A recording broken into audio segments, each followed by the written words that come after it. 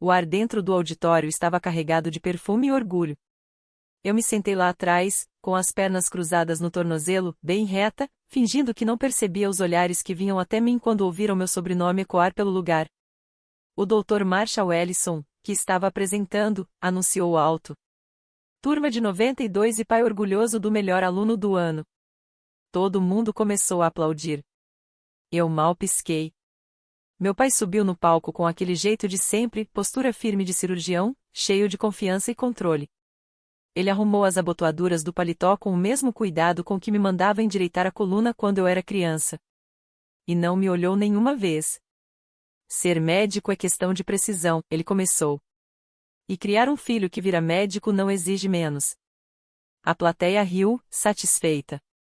Meu irmão, Julia, estava lá na frente, todo orgulhoso, com os cordões dourados do uniforme brilhando sob a luz.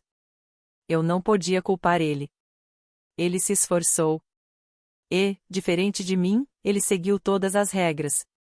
Meu pai continuou descrevendo um Julian perfeito, curioso desde pequeno, superdisciplinado, herdeiro de uma tradição de excelência.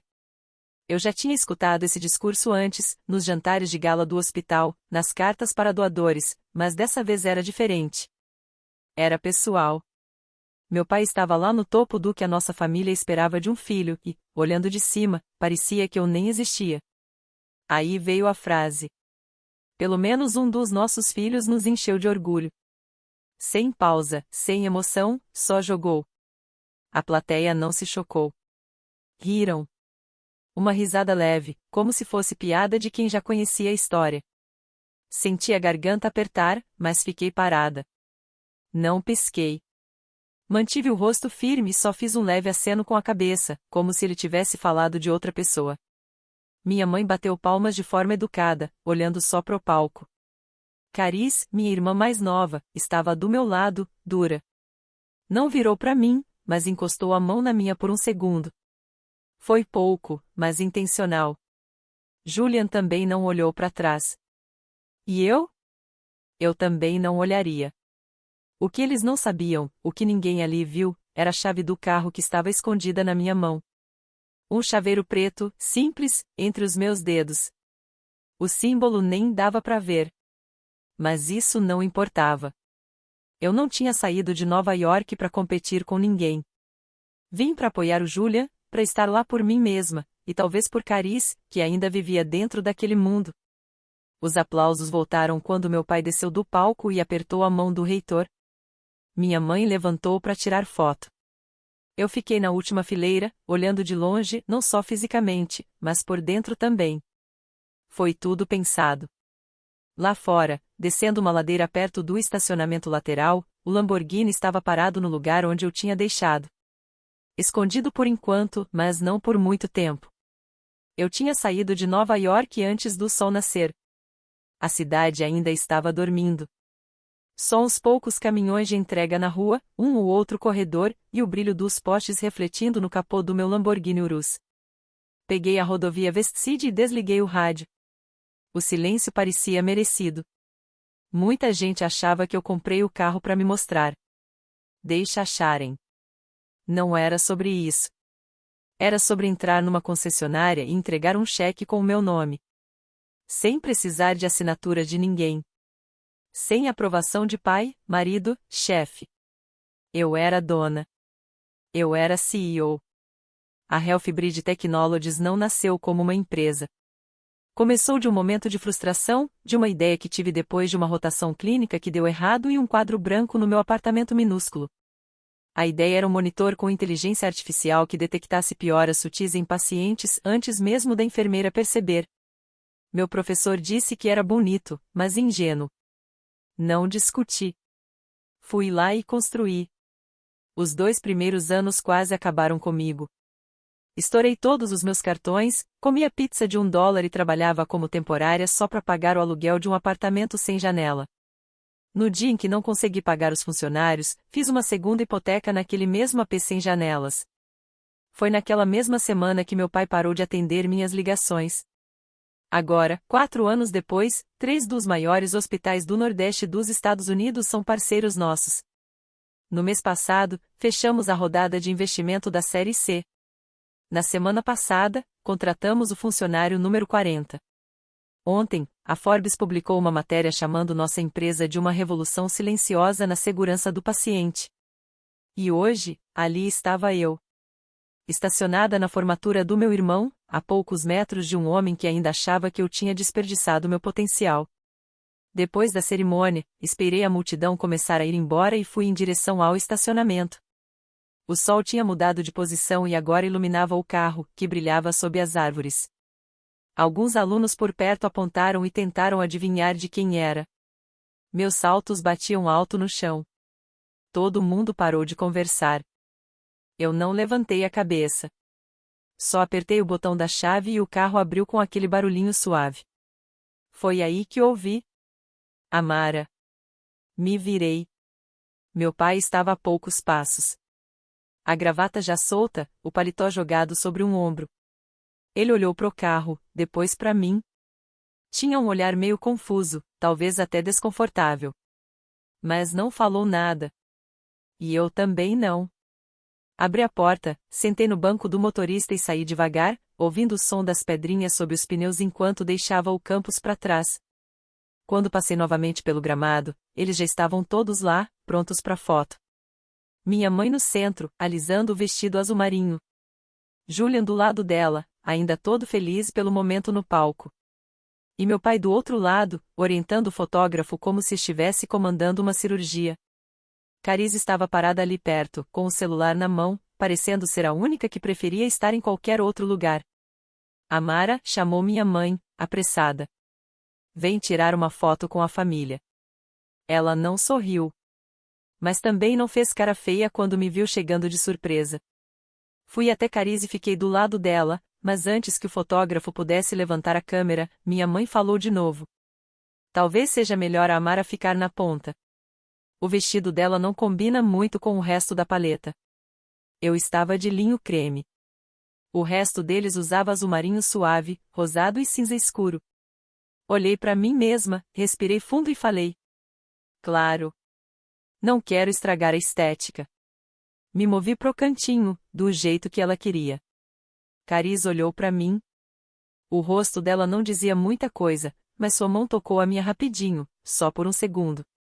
Ela não falou nada. Também não precisava. O fotógrafo ajeitou algumas coisas, levantou o queixo do meu pai, arrumou a beca do Julian, e ainda me empurrou meio passo mais para longe. Eu fui. Já conhecia o roteiro. 3 anos atrás, eles mandaram cartões de Natal usando uma foto de grupo do casamento do meu primo.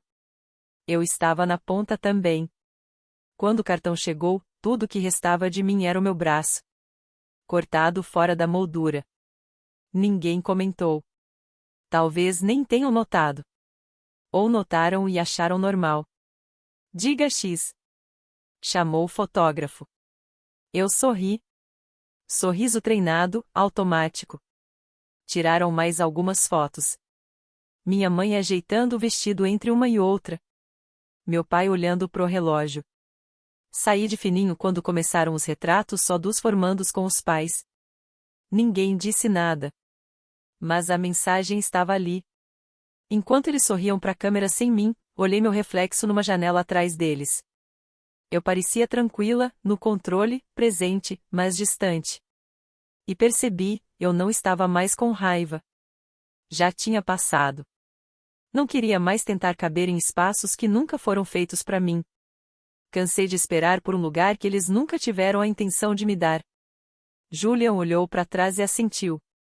Um pedido de desculpas rápido, silencioso, verdadeiro. Respondi com outro aceno. Sem mágoa. A conquista era dele. Ele merecia. Só não era minha. Me virei antes que eles sumissem no meio da multidão. Cariz veio atrás de mim, andando devagar, ainda grudada no celular. Na quarta-feira seguinte, Julia apareceu no meu escritório sem avisar. Maia, minha COO, entrou pela porta com cara de quem estava dividida entre a curiosidade e a preocupação. Seu irmão está aqui, ela disse, levantando uma sobrancelha. Tá com cara de quem não sabe se quer entrar ou correr. Pedi para ela mandar ele entrar. Ele apareceu com o crachá da conferência pendurado no pescoço e uma bolsa lateral como se fosse escudo. O cabelo bagunçado, olheiras fundas. Bela vista, disse ele, olhando pela janela. Não sabia que você tinha o andar inteiro. Não tenho, falei. A sala ao lado é minha também. Tem mais luz? Ele deu um sorriso fraco e se sentou em frente à minha mesa. Ficamos em silêncio por alguns segundos. Ele parecia tentar encontrar um jeito de começar. Eu deixei. Fiquei pensando, ele começou, enfim. Fechei meu notebook devagar. Tá bom. Pode falar. Sobre Hopkins. Sobre se eu tô mesmo, ele fez uma pausa, como se as palavras tivessem travado na garganta, se eu tô mesmo fazendo isso por mim. Aquilo me pegou de surpresa, mesmo que eu não demonstrasse. Julian sempre foi o certinho. Nunca questionou o plano, nunca reclamou. Então eu só perguntei, com calma. Ele se inclinou para frente, apoiando os cotovelos nos joelhos. Acho que escolhi neurocirurgia porque era a coisa mais difícil. Porque o pai ia aprovar. Porque desse jeito ninguém ia olhar muito de perto. Mas mês passado fiz um estágio em oncologia pediátrica, ele balançou a cabeça, como quem ainda tá tentando entender, e foi diferente. Senti que estava realmente fazendo algo importante. Algo humano. Ficamos em silêncio por um tempo. Aí eu perguntei. Então por que não seguir isso? Ele me olhou. Porque você já sabe. Porque o pai vai dizer que estou jogando fora meu talento. A mãe vai chorar e dizer que é só uma fase. Porque eu fui o filho perfeito por tanto tempo que nem sei quem sou sem os aplausos.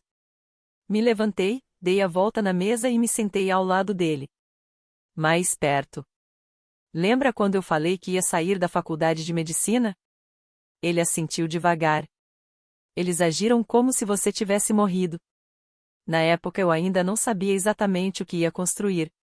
Só sabia que a pessoa que eu estava me tornando não era alguém que eu queria continuar sendo.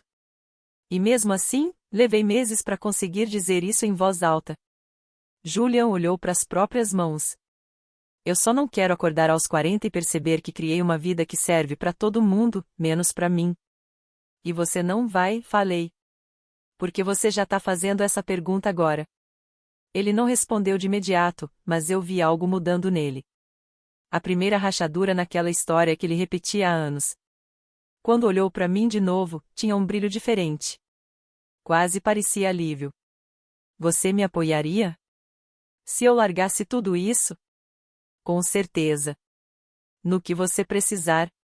Ele soltou o ar como se estivesse segurando havia 3 anos. Tá. Então acho que preciso fazer uma ligação.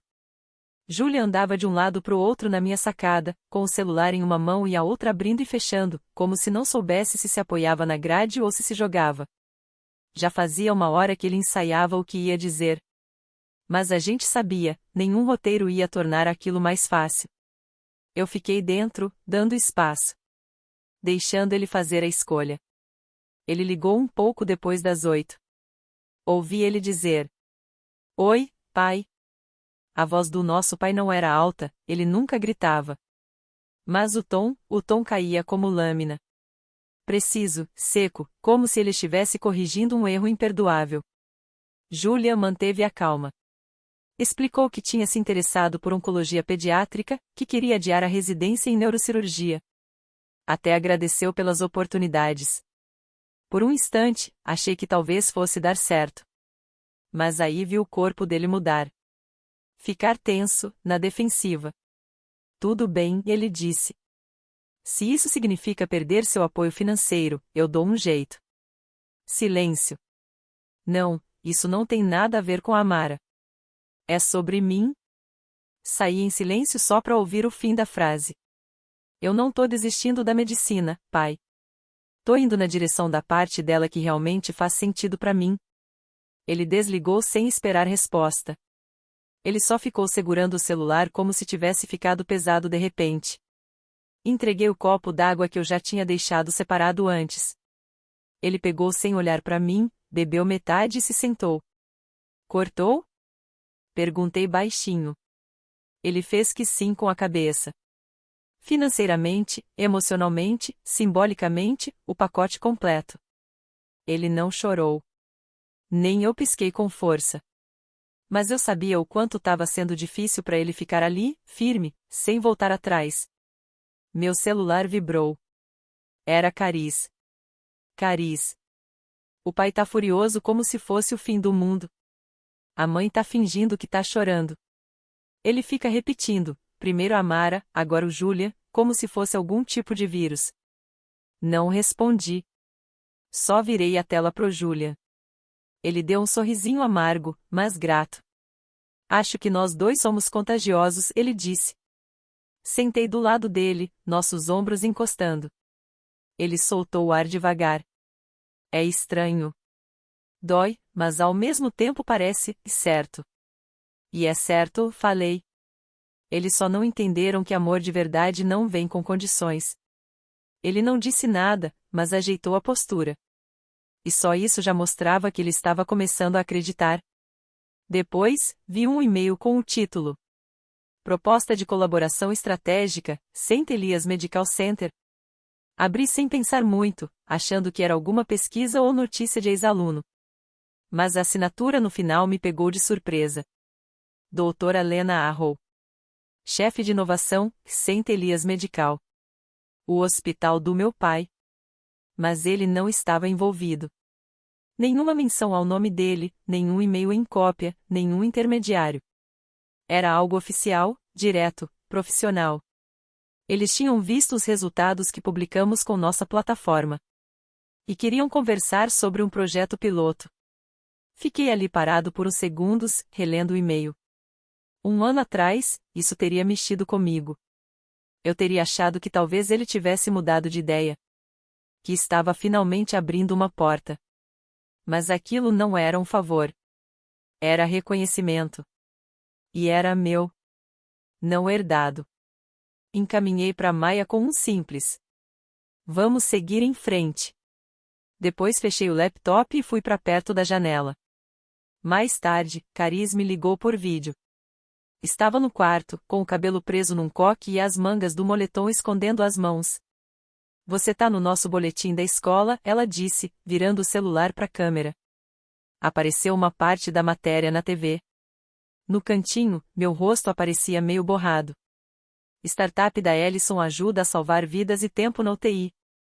O papai não falou nada, ela comentou. Mas abaixou o volume pela metade.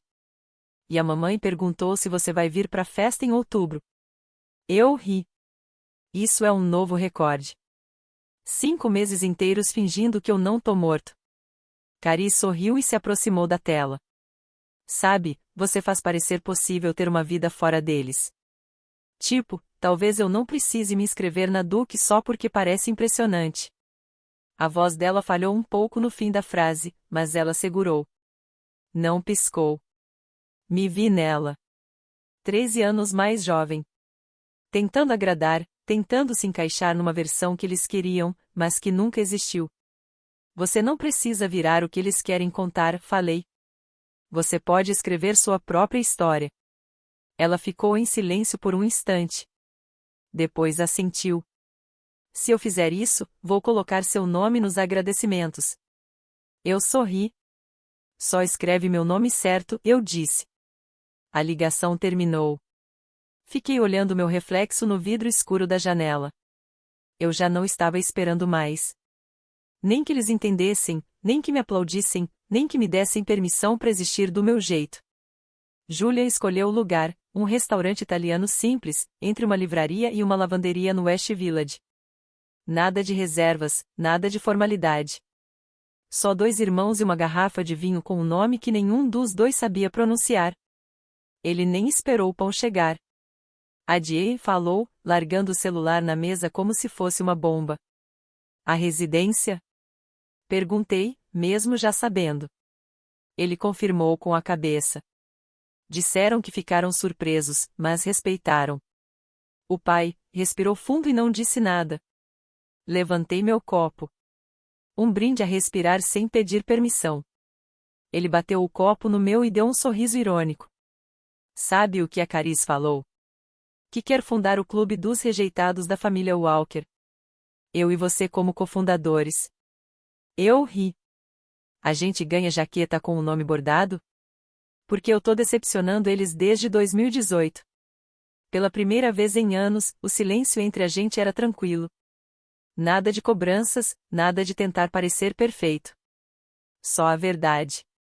Julian se recostou e me olhou de um jeito diferente, como se estivesse me vendo de verdade. Sabe, eu achava que eles tinham vergonha de você. Mas agora eu acho que o problema era medo. Medo do que sua liberdade podia mostrar para eles. Não respondi. Nem precisava. Ele estava certo. Mais tarde naquela noite, a Cariz me mandou uma foto. A estante da sala da nossa família. 3 revistas minhas, bem organizadas na prateleira de cima, ao lado dos livros de cirurgia do nosso pai. Ela escreveu. Ninguém falou nada. Mas elas estão lá. Fiquei olhando para a imagem, tentando entender como aquilo me fazia sentir. Não era orgulho, nem raiva. Era fim. Tipo uma ferida que finalmente cicatrizou, em silêncio. Julian dormiu lá em casa naquela noite. Estava enrolado num cobertor velho, deitado no sofá. Enquanto ele cochilava, fui para minha mesa e abri uma pasta que eu mantinha guardada nos rascunhos fazia tempo. Estava na hora de confirmar minha presença naquela gala. Mas dessa vez, não como filha de ninguém. Como alguém que construiu algo que vale a pena mostrar. O salão estava iluminado com uma luz dourada, cheio de veludo e música clássica. Aquele tipo de lugar onde as pessoas lustram reputações ao invés de questionar elas. Caminhei de salto alto, respirando fundo. Maia estava do meu lado. Ela parecia uma super-heroína e, tecnicamente, a roupa dela foi feita sob medida para isso. O evento era para o Prêmio Legado em Medicina. E, claro, meu pai era o homenageado da noite. O nome dele estava na capa do programa, em letras douradas elegantes. A biografia dele no programa dizia que ele tinha 30 anos de liderança no hospital, fazendo avanços na cirurgia e orientando a próxima geração de médicos. Meu nome não apareceu ali, mas eu também não esperava que aparecesse. Quando a gente entrou, algumas pessoas me notaram. Algumas sussurraram, outras deram sorrisos meio tímidos. Aqueles mesmos homens que antes me chamavam só de a filha do Dr. Ellison agora me olhavam diferente. Como se eu finalmente tivesse virado alguém por conta própria, alguém com presença. A gente se sentou mais ou menos no meio do salão. Nem na frente, nem lá atrás. No lugar que a gente achava que era nosso.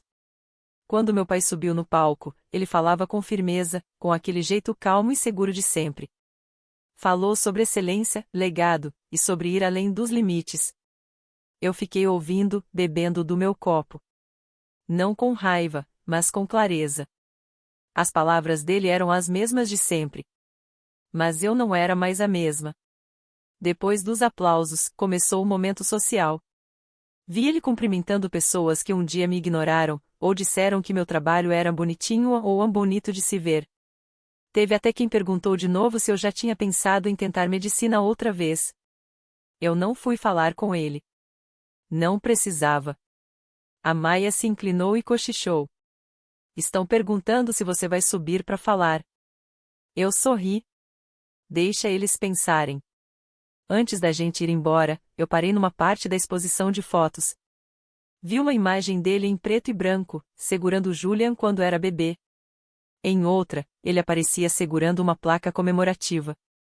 Mas a que mais me chamou a atenção era uma simples, ele de braços cruzados, usando roupa de hospital, parado na frente de uma sala de cirurgia. Sem legenda, sem explicação. Só um homem que passou a vida querendo ter o controle de tudo. E eu ali, sem precisar mais nada daquilo. Quando eu e a Maia entramos no carro, não olhei para trás. Nem pro salão, nem pros holofotes, nem para ele.